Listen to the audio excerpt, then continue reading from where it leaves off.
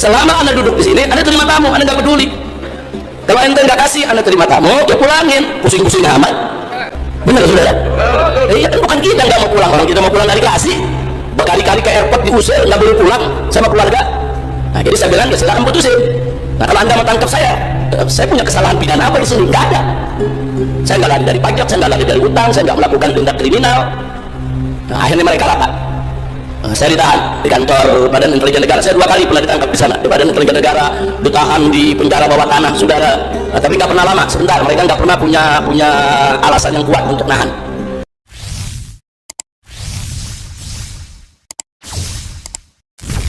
Bismillahirrahmanirrahim. Assalamualaikum warahmatullahi wabarakatuh. Alhamdulillah bertemu lagi channel saya.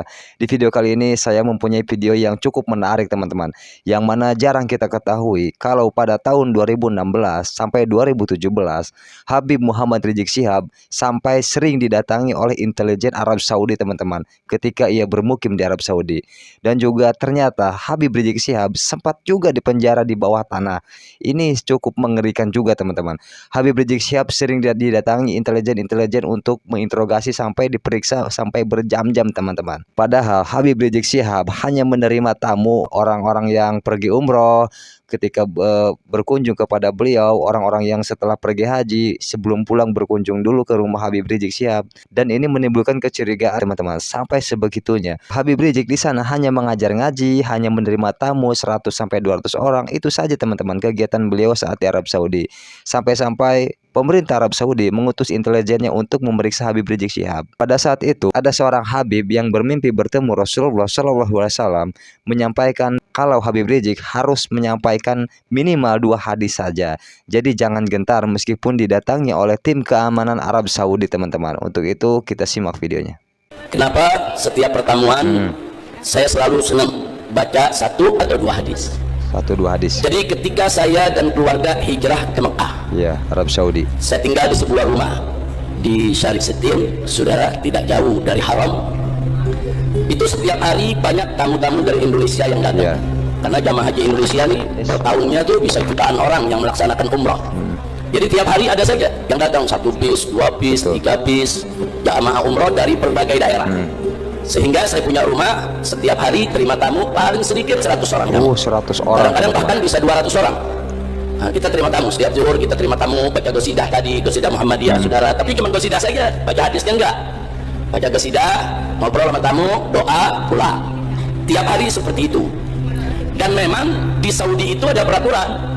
Mamnu'ut tajammu, enggak boleh orang kumpul lebih dari 5-6 orang. Oh iya. Saudara enggak boleh, terima tamu aja lebih dari 10 orang bisa ditangkap. Oh, jadi mencurigakan. Jadi nggak boleh dianggap kumpulan atau bikin pengajian seperti di Indonesia bebas begini, nggak boleh saudara. Di Saudi itu peraturannya ketat. Makanya di Indonesia ini patut kita syukuri, kita bisa bikin tabligh akbar kapan aja, kita bisa bikin pengajian kapan aja, kita bisa kumpul kapan aja. Nah yang sudah nikmati kita jaga, nah, jangan sampai nanti hilang. Yang sudah terbuka begini ini kita jaga, jangan dikotorin. Nah, nanti kalau dikotorin dengan gerakan-gerakan yang nggak bagus, akhirnya pengajian-pengajian dilarang, jadi susah semua. Iya betul. Yang sudah ada kita syukuri, yang belum kita dapat kita perjuangkan. Li'la kalimatillah, insya Allah. Saya lanjutkan. Nah karena saya tiap hari terima tamu 100 orang, 200 orang, 100 orang, 200 orang. Banyak juga ya teman-teman. Akhirnya saya dipanggil. Oh, dipanggil ke kantor intelijen Saudi, saudara. Kalau kayak kita di sini BIN, Badan Intelijen Negara. Ini satu badan yang paling ditakuti di Saudi, saudara. Biasanya kalau udah dipanggil ke sana nggak pulang. Nah saya dipanggil, diperiksa, saudara. Oh betul kan teman-teman. Jadi saya diperiksa di sana. Sampai diperiksa, saudara, ditanya, ya Syekh, kenapa banyak tamu ke tempat Anda? Saya bilang, saya banyak kenalan, banyak kawan, banyak kerabat, banyak sahabat, banyak jamaah dari berbagai daerah di Indonesia. Betul. Kalau mereka itu umroh, ya mereka mau silaturahim. Saya nggak mungkin menolak tamu. Namanya tamu saya terima. Terus dia bilang, tapi di sini nggak boleh ya Syekh, di sini ada undang-undang, konun, dustur. Nggak boleh, mamnu tajamu. Nggak boleh Anda mengumpulkan orang banyak begitu. Jangankan sampai 100-200 orang. 6-7 orang aja nggak boleh. Ini peraturan. Anda jangan langgar peraturan kami.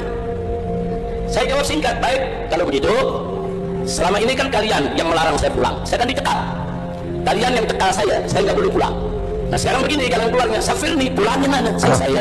Oh jadi kalau di Arab Saudi itu teman-teman, kalau nerima tamu jangan lebih dari 6 atau 7 orang teman-teman. Kalau lebih 6 dari 7 orang atau ya jangan lebih dari 10 lah intinya. Itu dianggap mencurigakan teman-teman. Justru dianggap perkumpulan yang tidak sehat mungkin bagi intelijen Arab Saudi. Dan juga di sini juga Habib Rizik menjelaskan kalau beliau itu dicekal, kalau beliau itu tidak bisa pulang ke Indonesia. Kita lanjut teman-teman. Anda pulang ke Indonesia, Anda terima tamu di Indonesia, Anda nggak ganggu peraturan Anda di sini. Iya. Kenapa Anda nggak pulang ke Indonesia? Ente orang Anda pulang. Selama Anda duduk di sini, Anda terima tamu, Anda nggak peduli. Kalau ente nggak kasih, Anda terima tamu, ya pulangin. Pusing-pusing amat. Pusing-pusing Ya, amat. bukan kita nggak mau pulang, orang kita mau pulang nggak dikasih. Berkali-kali Tapi dipikir-pikir, pusing, kenapa nggak nggak boleh pulang pulang ya sama teman-teman? keluarga. Nah, jadi saya bilang ya silakan putusin. Nah, kalau Anda mau tangkap saya punya kesalahan pidana apa di sini? Nggak ada. Saya nggak lari dari pajak, saya nggak lari dari utang, saya nggak melakukan tindak kriminal. Nah, akhirnya mereka lapar. Nah, saya ditahan di kantor Badan Intelijen Negara. Saya 2 kali pernah ditangkap di sana. Di Badan Intelijen Negara, ditahan di penjara bawah tanah, saudara. Nah, tapi nggak pernah lama, sebentar. Mereka nggak pernah punya alasan yang kuat untuk nahan. Nah, kemudian singkat cerita, habis rapat dikasih tahu begini ya Syekh. Anda boleh terima tamu, tapi ada 3 syarat. Syarat pertama, jangan ada tamu warga negara Saudi. Nah, jadi tamunya Indonesia aja semua. Anda bilang, baik, emang kamu kita Indonesia semua. Nah, syarat yang kedua, itu jamaah yang datang pakai mobil ke depan rumah jangan ada yang parkir di situ. Habis nurunin tamu, masuk, mobilnya suruh jalan yang jauh. Suruh parkir di lapangan di mana yang jauh. Ntar pulang baru mereka jemput. Nah, kita setuju. Itu di Masjidil Haram putaran kalau ada orang Indonesia super tawarin, mau seh. Nah, jadi dapat itu saya punya rumah super di Masjidil Haram ya kawan. Kalau lihat Indonesia, ini mau ke seh. Nah, mereka manggilnya saya ini mau ke seh ya kawan. Nah, jadi akhirnya jadi tempat wisata. Alhamdulillah, ya jadi nggak kesepian kita 3 tahun setengah di sana. Alhamdulillah. Jadi orang habis umroh beres-beres atau habis ziarah ke Madinah terus umroh datang ke rumah. Nah, atau umroh dulu datang ke rumah baru ziarah. Saya pikir wah ini jadi tempat wisata nih. Saudara, tapi akhirnya memang betul-betul jadi tempat wisata. Kita mesti sediain air minum, saudara. Tiap hari 100-200 orang yang datang. Nah, itu syarat kedua. Nggak boleh ada bis berhenti atau mobil parkir depan rumah. Yang ketiga, jangan ganggu tetangga. Kalau ada tetangga yang melapor ke lurah, ke umdah di sana disebut, atau melapor ke kantor polisi bahwa Anda atau tamu Anda mengganggu ketenangan, maka kita larang. Setuju? Deal. Anda saya dilepas, saya dipulangkan. Begitu pulang besok kita terima tamu lebih banyak lagi tamunya. Udah ada izin ya kawan. Yang penting kan 3 tadi, nggak ada tamu Saudi, nggak ada mobil yang berhenti depan rumah, kecuali cuma nurunin penumpang. Yang ketiga tidak ganggu tetangga kita baik-baik semua doyan maulid lagi. Nah, jadi jangan pikir orang Saudi semuanya nggak doyan maulid. Enggak, masyarakat Mekah banyak yang ahlus sunnah, yang syawafi, yang asyariyah. Kebetulan saya tinggal di lingkungan yang pada doyan maulid ya kawan. Nah, dari mana saya tahu? Saya pernah undang maulid pada datang. Pakai mahal giam segala kita bikin. Jadi akhirnya kita terima tamu lancar sehari, 2 hari, seminggu, 2 minggu, sebulan, 2 bulan. Tidak ada panggilan, tidak ada larangan. Oh iya. Nah, saudara, begitu sudah tidak ada larangan, Said Ahmad Al-Maliki ngegodak saya. Habib Rizik enak betul ente. Anak yang lahir di sini, warga negara sini, buka majelis nggak boleh. Ente yang datang dari Indonesia atau buka majelis tiap hari lagi. 200 orang kita di sini ditangkap kalau buka. Nah, dia bilang ya ini karunia Allah ya hada min fadli rabbi liyabluwani ashkur am akfur. Nah, Said Ahmad menyarankan lewat Habib Hanif. Saya punya mantu waktu itu Habib Hanif Al-Antas kebetulan ada di Mekah. Beliau sarankan kasih tahu ke punya mertua. Akbar Amma kasih tahu. Nggak gampang di sini, nggak mudah buka pengajian yang hadir 100-200 orang tiap hari. Waktu itu jamaah Indonesia datang. Minta sama Amma mertua buka kitab hadis. Setiap datang bacain 1-2 hadis, ada penjelasan sedikit tanya jawab. Sayang kalau nggak digunakan untuk pengajian. Selama ini saya nggak gunakan buat pengajian, cuma baca salawat, qasidah, terus tanya jawab sedikit. Saya tanya kondisi Indonesia bagaimana. Nah, mereka ada memberikan informasi berita, habis itu selesai. Saudara. Nah, jadi Said Ahmad mengatakan buka aja sekalian, mumpung nggak dilarang. Saya ragu. Saya pikir ini diizinin terima tamu aja udah luar biasa nih. Ini kira-kira kalau ditambah pengajian dilarang apa enggak? Nah, kita kan agak ragu, bukan apa-apa, takutnya nanti kita nggak mensyukuri saudara batasan yang udah diberikan, akhirnya hilang ini nikmat. Baca satu saya pertimbangkan lama, sehari, 2 hari, seminggu, sebulan, saya masih nggak terlalu seret untuk buka pengajian. Saya pikir ini udah terima tamu aja ini udah luar biasa izinnya. Ya, alhamdulillah istilahnya. Akhirnya sebulan kemudian salah satu murid daripada Said Ahmad bermimpi ketemu Nabi alaihi salatu wasallam. Muridnya yang mimpi. Mimpinya kirim salam buat Habib Rizik, buka kitab hadis. Itu aja. Besok. Oh, jadi ada salah satu rekan Habib Rizik teman-teman masih dari golongan habaib ya. Bermimpi bertemu Rasulullah Shallallahu Alaihi Wasallam. Di situ Rasulullah memberi wasiat kepada Habib tersebut. Kalau teruskan baca hadis 1-2 hadis saja. Sampaikan kepada Habib Rizik, jangan lupa baca 1-2 hadis saja untuk berdakwah di Arab Saudi teman-teman. Oh, jadi ini pesan langsung dari Rasulullah teman-teman. Baik, lanjut. Ya, saudara, sebulan itu Besok. kebetulan yang bersangkutan saudara memang murid Said Ahmad Al-Maliki, diberi kabar juga ke Hanif, saya punya putra. Hanif dipanggil, diceritakan, ini ada mimpi begini, kasih tahu Abah.